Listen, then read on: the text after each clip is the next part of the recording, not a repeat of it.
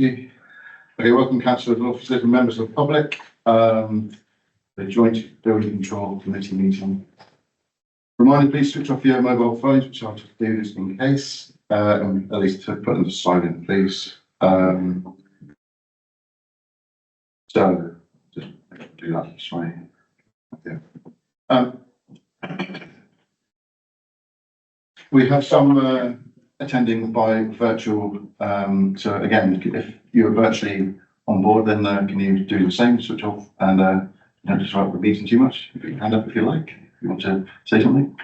The meeting is being recorded and will be available in due course on the council's YouTube channel. Reminder for councillors, ensure that those attending virtually can hear proceedings for recording to capture the entire meeting. Please ensure that you project your voice and speak clearly. Please remember it's a formal meeting and therefore please do not refer to each other by their first names. So,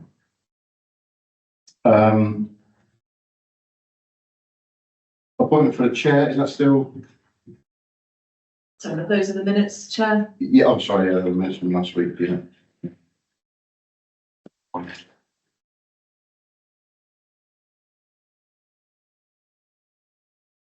Agenda. You got the agenda. Oh yeah, sorry. Yeah, sorry. Okay, yeah, so apologies for absence. Yes, Chair. Received apologies from Councillor Clist. Thank you. To approve as correct the record of the minutes of the meeting held on the 25th of April 2024. Happy to move. Thank you. Second. Thank you. Just need to vote on those, Chair. Thank you. Items brought forward, which in the opinion of the chair should be considered as a matter of urgency.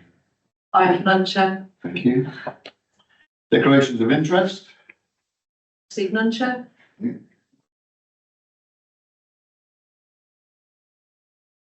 agree the agenda between part A and part B. We have no part B.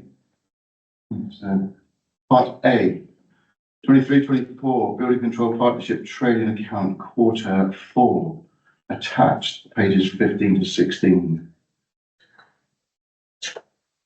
Thank you, Chair. Would you like me to run through the trading account? If you'd like to do that, please, thank you. Okay, so this is the joint building control partnership trading account for 23-24.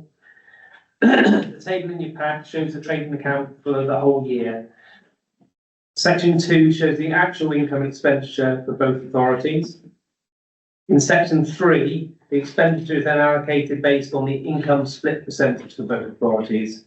So the outturn split for income was 65.14% North Devon and 34.86% Mid Devon. And then if you move to the table at the bottom of the page, this then compares these totals in section 3 to the budgeted position. So the overall for the partnership, we were £52,000 down on budget, which was split 43,000 North Devon and 9,000 Mid Devon. But it was pleasing to report that this is an improvement on the quarter 3 projections due to the quarter 4 position producing slightly higher incomes and slightly less staffing costs than was originally estimated. I think that's pretty much it in summary. If anybody's got any questions, then I'm happy to take them. Yeah, are there any questions? No. I've got a sort of a slight question, I suppose. It is a case of obviously we are still sort of maintaining a percentage, which is reasonably good. With the new regulations that are going to come along soon, that may be a way to improve our percentage, potentially, I suppose. I'm talking about the chargeable element of the... Yeah. Because obviously overall, it seems to be that my take on it is that it could be that some of the private providers won't be able to do that element with the new side of things, so well as what we can, because I think we're going to be set up quite well, as far as I know, to do that. I think in the past, we need to break even, don't we, over a 3-year period. And the outturn 23-24 is, obviously a slight deficit, so therefore there is some scope there that we're not quite sort of claiming back what it actually cost us in the year. Obviously, we need to get some projections for this year, but I think we're still waiting on some quarter 1 figures before that trading account could be produced. But maybe a discussion we could have moving forward. Yeah, okay, thanks. Okay, anybody else?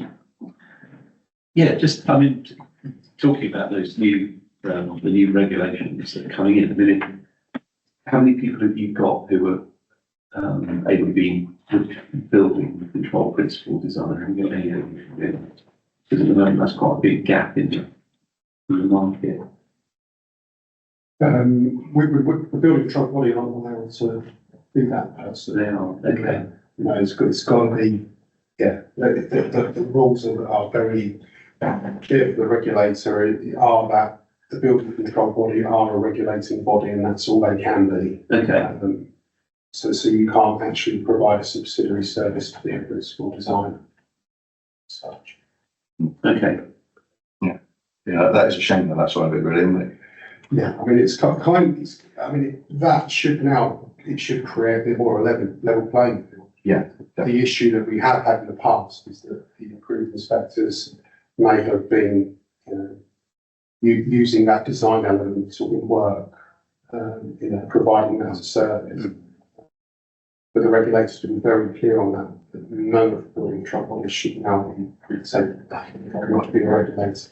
Yeah, that's what I've taken from it, is that the new regulations that are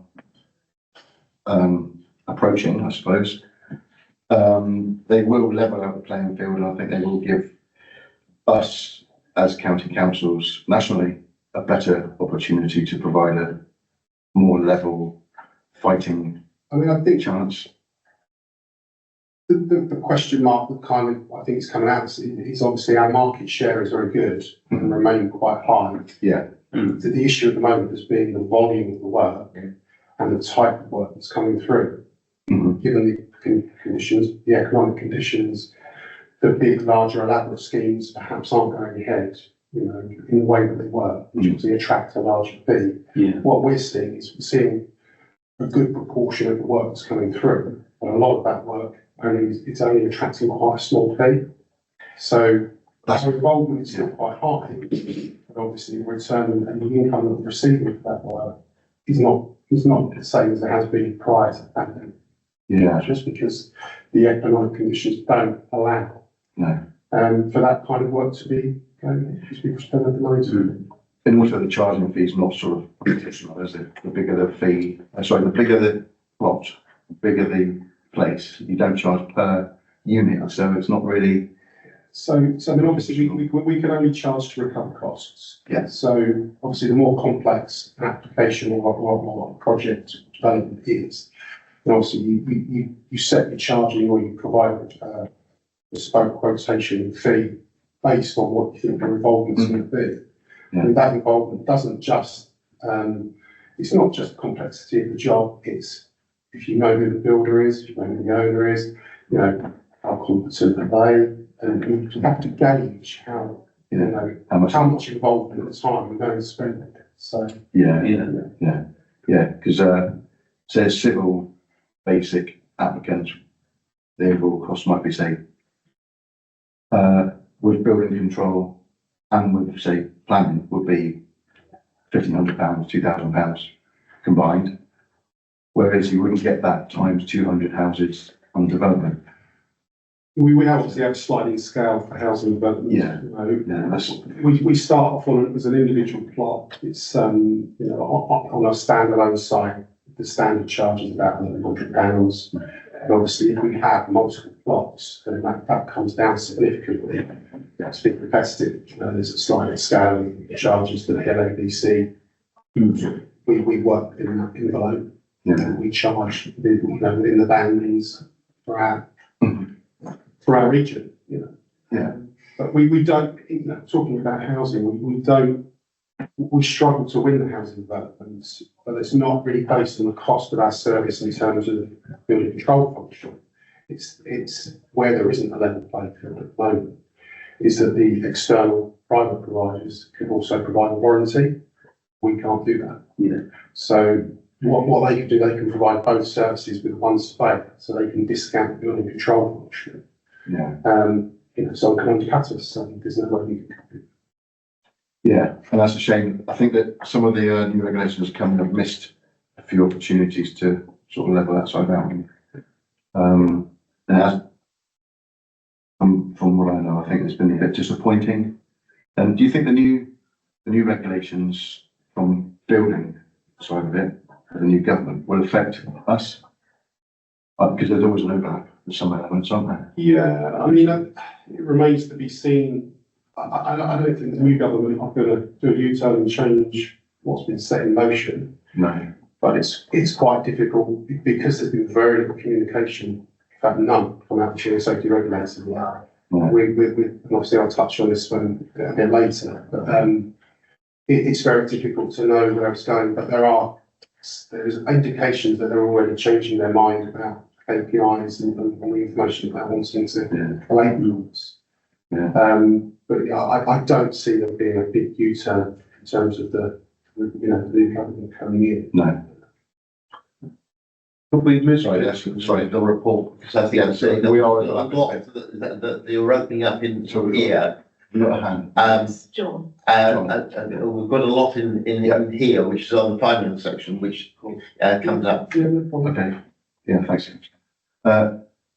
John Triggs, is your hand up? Yeah, thank you, Chair. Thank you, members. It was just to add some context to what Tony was talking about with the trading account.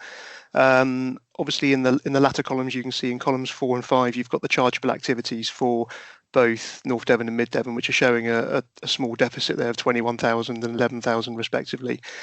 Obviously, in previous years, we have seen surpluses in the chargeable elements. Obviously, the last couple of years, some of the costs have been a bit higher because of that reliance on agency staff due to the recruitment challenges that Andy and the team have faced.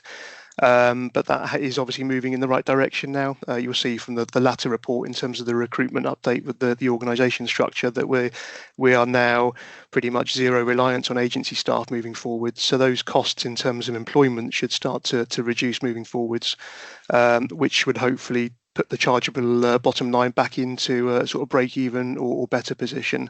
If we do make a surplus on that, as Tony said, that's sort of spread over a 3-year period to demonstrate that the service does break even.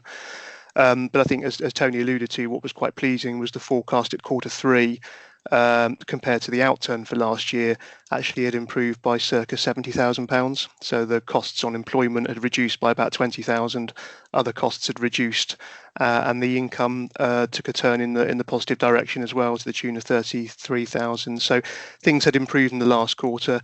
That less reliance on agency staff moving forwards due to the hard work that Andy and the team have done in terms of filling those posts, hopefully mean that the trading account moving forwards will be in a slightly improved position from what we're seeing at 23-24. So just wanted to add that context because I think that's important for members to understand that bottom line on the chargeable activity moving forward.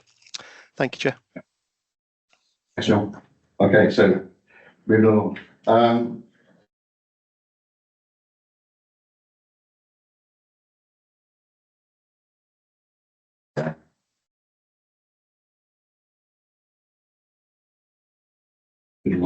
Sorry.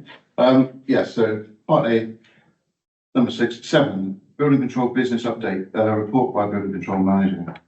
Chair, I've got a number of sections just to really to update you on, so I'll run through them individually. So to start with the key performance indicators, application numbers and income.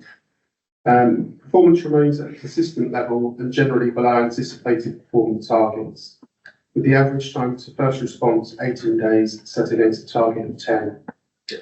And the 3-week response sits at 87% set against a target of 95%. And the 2-month decision performance is measured at 94% and is just below the anticipated 95% performance target. Market share of housing completions has improved but remains low at 26%. Our general market share remains consistent and is measured at 81% for the first quarter and is above the anticipated target of 75%. Application numbers for the first quarters are up having received 368 for this period, with an above expected income of 67,000 for that period. Finance have already provided a sort of an overall financial picture. Obviously, once the figures for quarter one are known, then that will be a further update from them. But I think it's safe to say that at the moment, despite applications and income being up, but they are moving in the right direction. I mean, I think unless there is a significant upturn in the economy, and as we've already touched on, the type of work that comes in terms of our fee income, then it's potentially unlikely that we will achieve forecasted income figures that we've been set. Moving on to resourcing, the partnership is continuing with its rebuilding process. And as the organisational charts and the appendices to my report show, the partnership has made a good recovery from the mass departures in 2022. The partnership has also been able to register its inspectors with the Building Safety Regulator. The good news is that the technical support team are no longer receiving support for application processing from the Mid Devon Planning Support Team. The transition to the team has been smooth, and despite the spike in applications in the same period, performance figures have been unaffected by this change. Since my report was submitted, and just this week, the former technical support team leader has announced that she plans to retire at the end of August, and so this will leave a vacancy and will require advertising with immediate effect. So the partnership does currently only have one other vacant post, and we will be free of agency support from the 1st of August. We will be able to release the agency inspector who's currently with us, as we'll now be in a position to use one of the Class 1 inspectors to take the place of the agency inspector. The Class 1 inspector will be required to work under strict supervision, and so the partnership will be reorganising the areas and teams to accommodate the supervision of the Class 1 inspector and their ongoing training. This organisation, or the reorganisation, will take place and take effect from the 1st of August. As our two latest recruits were only able to register as Class 1 inspectors, it will be some time before they are able to work without being supervised. Given this requirement for supervision, it is unlikely that two Class 1 inspectors will improve performance for at least 12 months in one case and 36 in the other. In the meantime, the Class 1 inspectors are likely to have a negative impact on the overall performance, given supervision requirements place a heavy burden on our already reduced resource level. The partnership continues to be at significant risk of losing registered inspectors to adjoining authorities and the private sector, as it struggles to keep pace with the market rate for its registered staff. Holding on to our experienced inspectors is essential to be able to supervise the junior team members, because without supervision, they cannot work. On that note, market supplements for the Mid Devon building inspecting staff have come to an end now, but continue for the North Devon counterparts.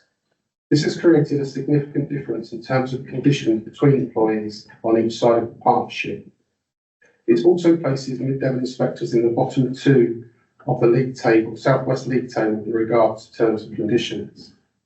The partnership has undertaken a revaluation process for the senior and building control inspector roles with a new BSR job descriptions for the Mid Devon staff, with a view to closing this 10% gap left by the removal of the market supplement.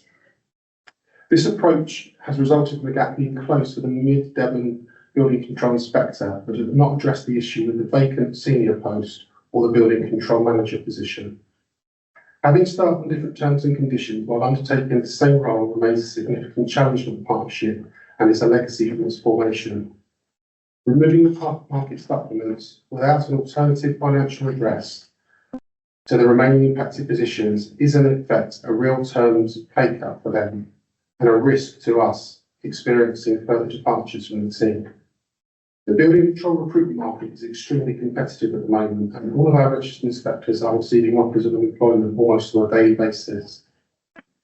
So moving on to an update with regard to the internal audit that we had last year. Since the last meeting, the partnership has now completed the following audit recommendations. We've reinstated the market strategy to contact successful planning applicants to offer advice and a bespoke quotation for our service.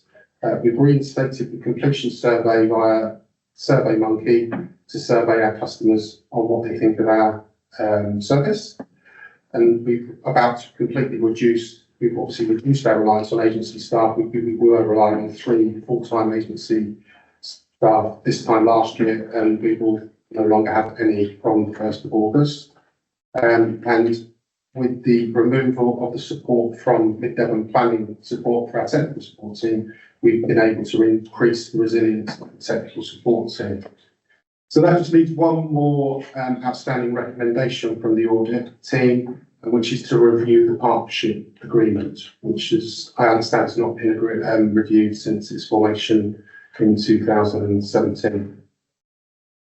So I'd like to now update you with regard to the validation and building safety regulation process updates. For the last meeting, it was reported the partnership was waiting on one validation result. This has now been received and it was good news. So the team now, between them, have achieved 1 Class 3, 1 Class 4. So Class 3 is a specialist, Class 4 is the technical manager, 2 Class 2B to F, which is a general, which enables them to do any commercial work less than 18 metres in height.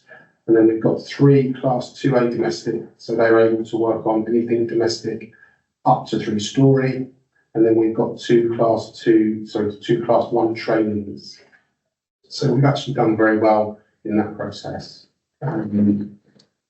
So moving on to a recent update from the Building Safety Regulator. So the last committee meeting it reported that the deadline for registering with the regulator had been extended from the 6th of April to the 6th of July this year. 3 weeks ago, the regulator announced a further extension of time for Class 1 inspectors who have not yet received their results from the validation process.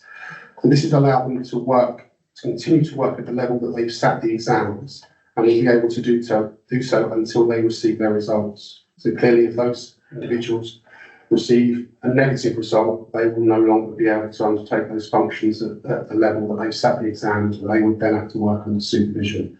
But this won't affect partnership because our 2 Class 1 surveyors are at the beginning of the process. So they are one of them is 12 months away from being able to sit the exams, and one of them is probably 3 years away. So that won't actually impact us. A training update for the team. The Building Safety Regulator requires the partnership to have action plans, training plans, and CPD logs in place for each employee and keep them updated.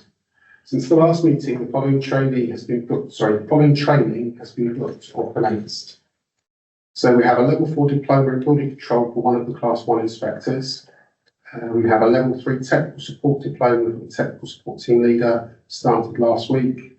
The principal officer for Mid Devon will start his level 5 diploma in September, and the other Class 1 inspector, who's our younger trainee, will start his building control building surveying degree in September at Wolverhampton University. That's a distance learning process. That's a 4-year course. With regard to the results from courses in progress or recently completed, since the last meeting, the Mid Devon inspector has received his results, a distinction in his level 6 legislative compliance course. The LABC has announced they are going to provide a CPD programme for each of the classes of surveyors, and this will be available to the partnership at a cost of £135 per inspector. Once more detail is available on this scheme, it will be reviewed with the intention of signing our inspectors up to this programme. But now to update you with regard to the Building Safety Levy. The Building Safety Levy is being introduced to raise funds to pay for unsafe buildings. The levy will be created off the back of the Grenfell tragedy and the Hackett report. Developers will be expected to pay a levy on new residential buildings, meaning rather than leaseholders, they will pay to fix unsafe buildings through this process. Work to implement the Building Safety Levy has been halted due to the general election, but it is anticipated this work will start again shortly with further consultation and engagement with building control bodies recommencing and collection of this levy starting in some point in 2025. It is the intention of LABC it is their intention that LABC building control bodies will be responsible for collecting and recording the data in relation to the levy on receipt of building control applications and initial notice submissions, with returns being submitted to a central fund on a quarterly basis. So moving on to performance standard reporting updates, the BSR operational standards require building control bodies to capture and report data on a range of activities on a quarterly and annual basis from April 2024. As reported at the last committee meeting, the partnership does not have an in-house capability to produce the required access and IDOCS uniform reports to extract the data from uniform systems to enable us to report the KPIs to the BSR. IDOCS, the service provider that we use for our back office system, have yet to produce a suite of reports to make available to users, as they are waiting on the BSR to confirm the current reports are the finalised set required. Since April the 6th, the partnership has been capturing data manually using spreadsheets as we process, plan, check, inspect and complete work. This process is labour intensive and resource heavy and requires every team member to record actions as they occur. Since the last committee meeting, the partnership has sought a quotation from IDOCS to write a set of reports to cover the current BCR reporting requirements. Quotation came back at 19,000, but did not include any ongoing support.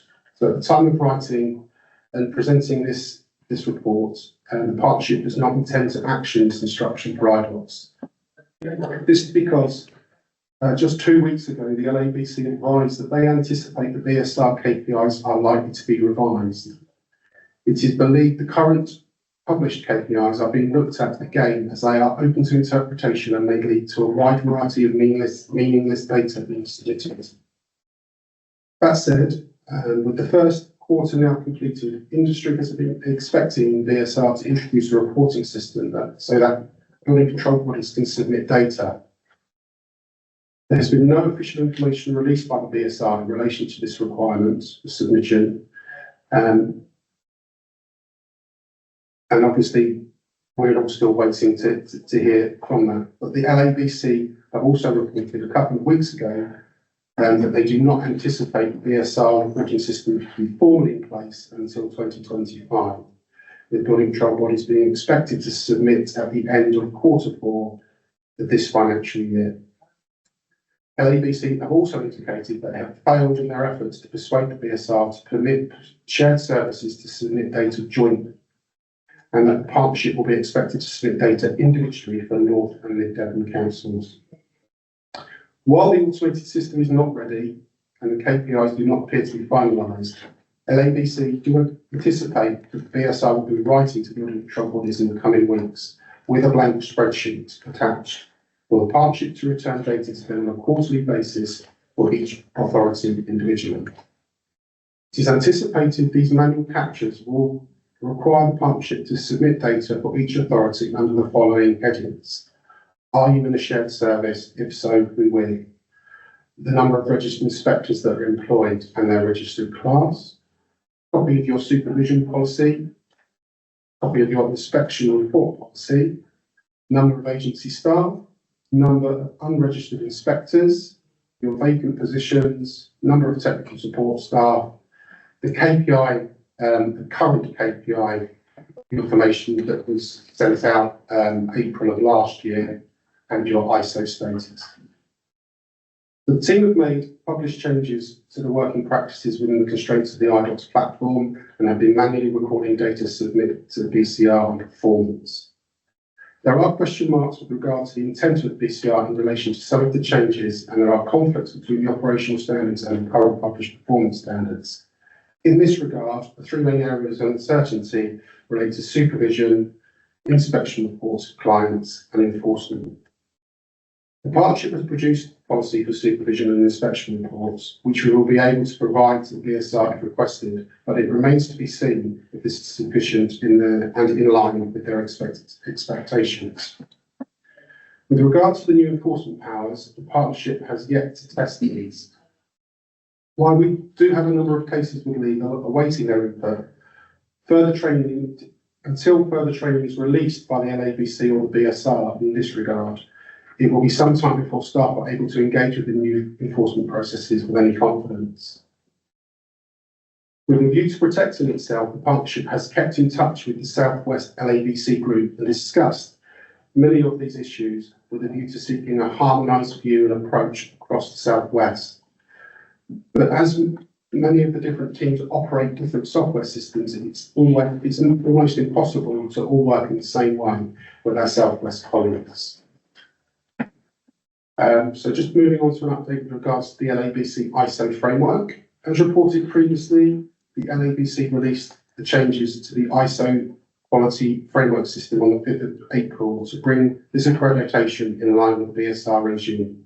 The partnership is currently reviewing the significant layers of documentation released on and since the 5th of April, and in turn will be reviewing our current processes and procedures to make sure they match the ISO processing system.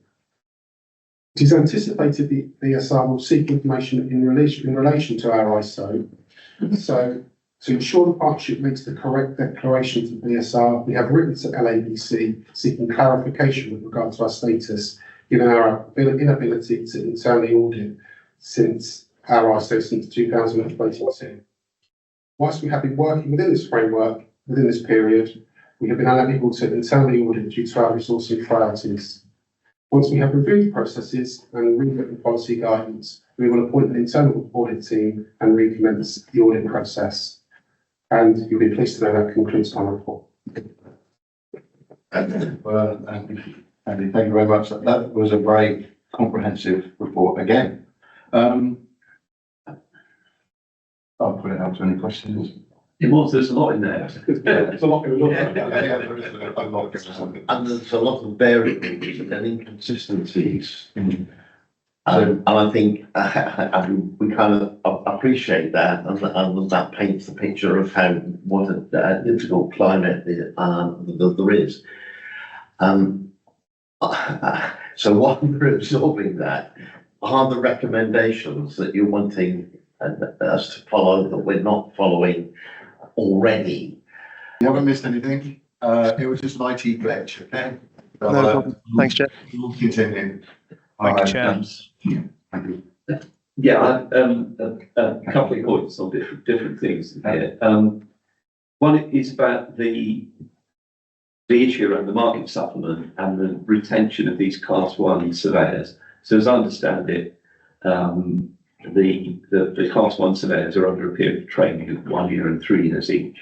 What have you got in place to make sure that they stay with you at the end of that training period and don't go somewhere else? Presumably you're paying for them to go to university. Yeah, both trainees, the one that's doing the building surveying, building control surveying degree that starts in September is basically an A level, so coming with A level, so he's on a different level to where the other one is. So that course is levy funded by central government, so we don't actually have to fund that. Okay. And the other Class 1 surveyor who's come in slightly mature and has got industry experience as a surveyor and an architect practice, he's going to be doing the Level 4 course, which will enable him to have a qualification to become a domestic to an inspector with the right experience. And he's the chap that will be filling the agency surveying post on the 1st of August. And again, that Level 4 course is funded through the LABC, so neither of the authorities have to find a penny for those courses. In terms of golden handcuffs, there aren't any. There are payback periods for individuals for those courses. Those courses are local authority courses. Yes. So if they were to decide they were to leave within a 2-year period of completing their courses, they would have to pay that money back. But that's not going to stop me leaving, if I'm very honest, because an approved inspector will put a package together to pay for that. So it's the dilemma that we face. We can't be competitive with the private sector in terms of salaries, or we certainly aren't. We wouldn't expect that authority to be, but at the same time, so we can't you know, we trade with the anticipation that you're probably going to keep one out too. Chances are one of them's going to be one. And that's been the case for the last 30 years. Okay, and you're under the market supplement that's gone from Mid Devon now. And so a couple of things. What's the, I mean, you said it's a percentage, but what's the actual cost per annum of that? And when does the North Devon supplement end? At the moment, the North Devon supplement is ongoing. I think part of the reason that the Mid Devon supplement has had to change, has had to stop, is because there was a Mid Devon policy in place that it could only run for a period, and that period has come to an end. Okay. I think the policy for North Devon is that it's open-ended but continually under review. Yeah. The market conditions. So, Well, I mean, what's the actual cost of it? You said it's 10%. yeah, so obviously it works out between £3,000 and £4,000 per spec, depending on their range. You've got from your chart. You've got 2, 3. Was it about 8 or 9? Is that right? Yeah. Yeah. Okay. That's something that we have budget discussions here to be. I mean, I think we need to be mindful that we need to keep pace with the market around us. We've got a very good working relationship with the other Southwest groups. I meet with the managers once a month, mostly virtually. Occasionally we meet up physically.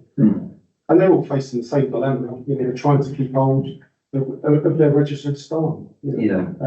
And the equality within the group needs to be sort of quite secure as well. I mean, obviously, you know, one of the biggest challenges that the partnership has faced since its formation is that we haven't had harmonised conditions for the two sets. Yeah. So, from a management point of view, not just the terms and conditions, but everything else that goes with it, it's quite difficult to manage because you're constantly having to deal with two different sets of policies. Mr. Triggs and Mr. Marsh, we've been discussing this, and it's something that we'll probably look at in the autumn, as to whether we can find a way to harmonise the conditions. We've already spoken and looked at possibility of an arm's length company, and I think that's probably been discounted. Whether it's possible to have all of the employees under the employment of one or the other authority, and then do some sort of recharging. I don't know quite how that would work. Well, that might help with the rest of the standardisation with the IDOCs and other BSR, etc. Possibly. I don't know. I'm not sure how BSR will view that. It may not go that far, because obviously they will all be employed by Mid or North Devon. But who's going to? We would have to declare who's covering Mid Devon or North Devon, even which way that's right. I'm not quite sure how they determine that. The communication with the BSR has been absolutely zero, so it's that's the biggest part of it as well. The other question I had really was the BSR key performance indicator reporting. Does that apply to private sector inspectors as well? It does. It does. Yeah.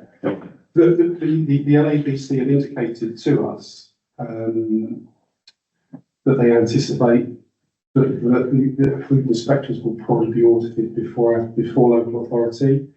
But what they have said is that those that are on the BSR radar early will be those that don't have registered inspectors, those that don't have an ISO, and those that are in shared service. So we could be somewhere in the middle. I think probably be somewhere in the middle. Yeah. Likely to be.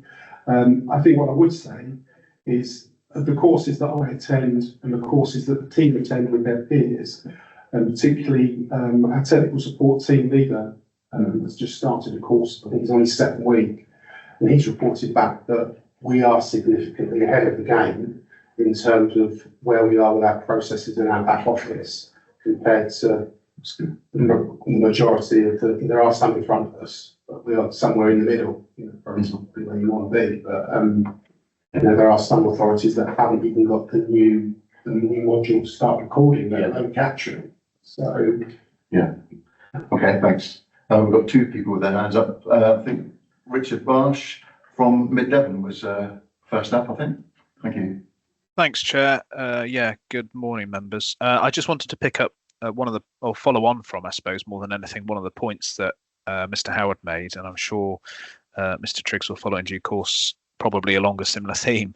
I think Andy has highlighted one of the challenges that we continue to have for the partnership in terms of the arrangement whereby we effectively we're one organisation but two employing authorities, which does create a real complexity in terms of how we employ our officers, and which also creates then a discrepancy between their terms and conditions, and that is certainly something that we're keen to address. It has been sort of in our minds for some time, and as Andy says, I think we're going to want to grapple with that now proactively, given that we are in a much happier place now in terms of the staffing of the service, as much as anything, to make sure that we do address that, that issue around discrepancy, but also hopefully around retention. The other thing I just wanted to mention was to hopefully give a bit of comfort in the sense of we are in slightly different positions in terms of how we can deal with market supplements. But the important thing to note is that currently the surveyor, we only have one member of staff really. Well, no, we have two actually, but the member of staff, the surveyor who was affected by the disparity in terms of the loss of market supplements, we have managed to address that by a different way within Mid Devon. So at the moment in time, there isn't a sort of an immediate issue around the loss of the market supplement to that individual. There are still two other posts, which are the Mid Devon posts, which we would need to come up with a more long-term strategy for. But that comes back to the reconsideration of the partnership structure and how we potentially look to bring all of the roles under one organisational umbrella. So just to try and give a bit more comfort that is in hand, and hopefully we can come up with a solution that will work for everybody and for both organisations respectively. I'll leave that there, Chair, if that's okay, because I'm conscious that Mr. Triggs may wish to add more or say something different completely. Thank you. Thanks, John. Thanks, Richard. Yeah, John Triggs, would you like to? Yep. Thank you, Chair. Thank you. Thanks, Richard. Just to add to what Richard was saying, really, obviously the audit recommendations was to look at the partnership agreement and review that, and obviously this is part of that wider discussion really about does the model work, what are the pros and cons and the constraints and the benefits of the partnership, and having a complete review of that and bringing a report back to members. So that's something that myself and Richard and Andy have discussed, and something that we'll obviously continue to work on and bring that back to you, hopefully to one of your, well, either your next meeting or the meeting after. Say it's a piece of work we've been talking about commissioning and doing. In terms of that challenge of retaining staff, it's something that it's not just with building control, it's something that we face across the whole local government sector. And obviously as councils, both North Devon and Mid Devon are grappling with that across a number of posts, not just professional ones, but a number of wider posts. And the things that we can offer around flexible working, the pension scheme, training that can be funded through the apprenticeship levy, etc., they're all things that we can throw into that mix. Obviously, we are restricted in terms of salaries, and we have job evaluation programs in place in terms of making sure that we're paying at a competitive level within local government, but you do always have that challenge when you're competing against the private sector. So we're trying to make sure we sell the posts that we do advertise as well as we can, and Andy and the team have done a fantastic job in filling the posts that we have done. So I think we're doing something right. It's about what we can do now moving forwards to make sure we retain those staff and train them and make sure that we invest in them in the future. But as I said, that's something that we also need to do around the partnership agreement review, and make sure that we're trying to do it collectively so that we're not showing disparities across both authorities. Even though we are two distinct local authorities, we're trying to have one service that benefits the staff and the teams moving forwards. Thanks, Chair. Thanks, John. Yeah. Has anybody else got any questions? But I may have one. That's all right. I can see the frustration within what's happening with the lack of sort of standardisation and enforcement, the lack of information.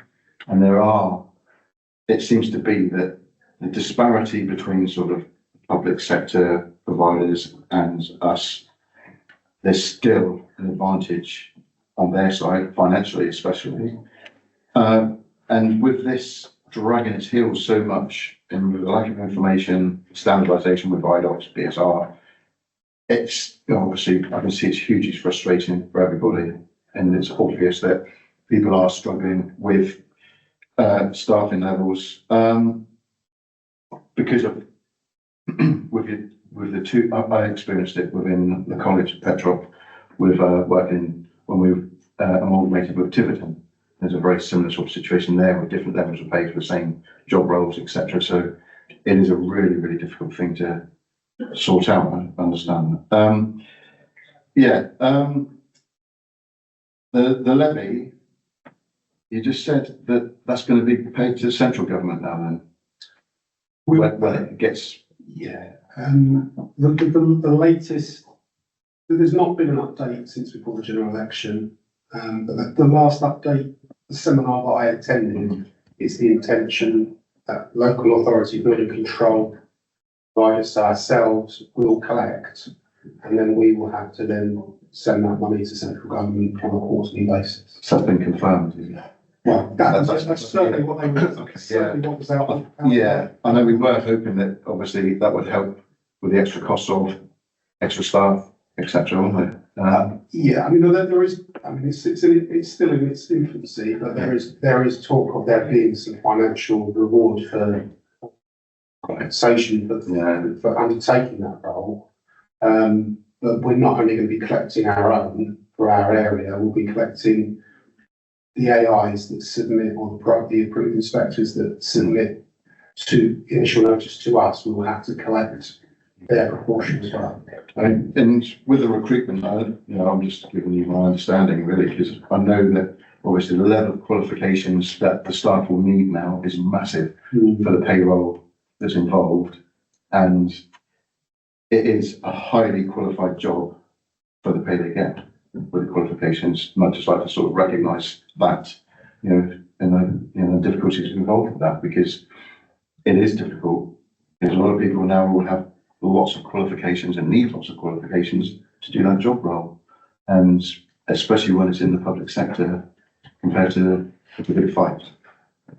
I think the main difference between the pre-build safety regulator and post is that there's an expectation and a requirement to maintain and continue those qualifications. So every 4 years now, we'll have to evaluate, go through the evaluation process again, and every year we'll have to submit a portfolio of work, demonstrates we're working at that level. Is that going to be part of that CPD that they was talking about? So it's CPD, recording a portfolio of work, the type of work that you're working on to show that you're working at that level. That's going to be quite difficult for us to achieve. But it's difficult to achieve in the authorities that we've got, because we don't have an awful lot of big commercial development. No. We don't have any high-rise, so that's going to be quite difficult for us to maintain. Yeah.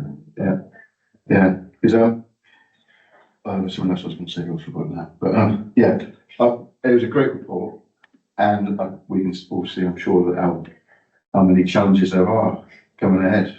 And I think the main thing is really that the government themselves need to sort of get themselves sorted out with the IDOC standardisation, to make sure that our actual systems are amalgamated as well. You talked about our systems don't work with some of the systems in other counties, etc. I think, sorry to interrupt, I think what would have been, what they should have done was the BSR created their own system that you were mandatory required to use.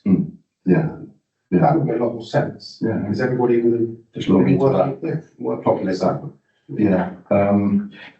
We will see. I'm sure.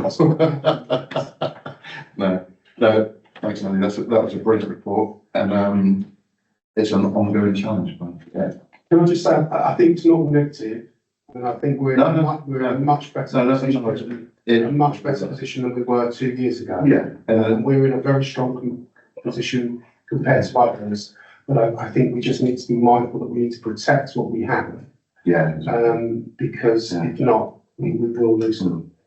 I think back where we started. I think all you guys have all done well. Richard, John, self, because it is a very challenging time, and to keep it all together and to keep people, like you said, involved because the discrepancy between wage packets between private and our sector is significant. So, yeah, well done. I'd just like to really echo that. Now, when I walked in on this for the first time a year ago, I thought, what the heck have I walked in on? And to actually see it stabilise and come through, and I think your two structure charts to say, look, here we are, and just visually seeing that have stabilised and got to the position is that the plan that you're working through does appear to be working, and it's the rest of the state of the industry that is the challenge here. You know, I'd echo that. No, I think you're in a strong position to face the challenges that these view changes are going to be bringing to the industry. Yeah, so well done. Okay, is there any more input for that section? No? Okay, thank you. 8, dates and locations of future meetings, to agree the dates and locations, future meetings for the committee 24-25. And I suppose you've seen them there. They are Thursday, the 24th of October at 10 AM, Bear and Ree, and 23rd of January, 2025. Is everybody? Fun, they're here. There's a little glitch somewhere in one of your systems that the email that we got said that it was in Southwold, which caused me a bit of panic this morning. Apologies for that, I'm not sure what happened there, but it's But been yeah, reflected, yeah, yes. have a look at it. Yeah. Yeah, thank you. That's right. I missed that. Well, good. Well, I was lucky, I had a printed one and yeah, so, okay, so are we agreed with those? Yeah. Dates? Yeah, yes, okay. Do you need to take a vote for that, or is that just a verbal? Yeah, that's fine, Chair, thank you. Thank you. Okay. Being that there are no part B, unless otherwise, that's the meeting closed. Okay, gentlemen, ladies? Okay, thank you. Thank you. Thanks very much.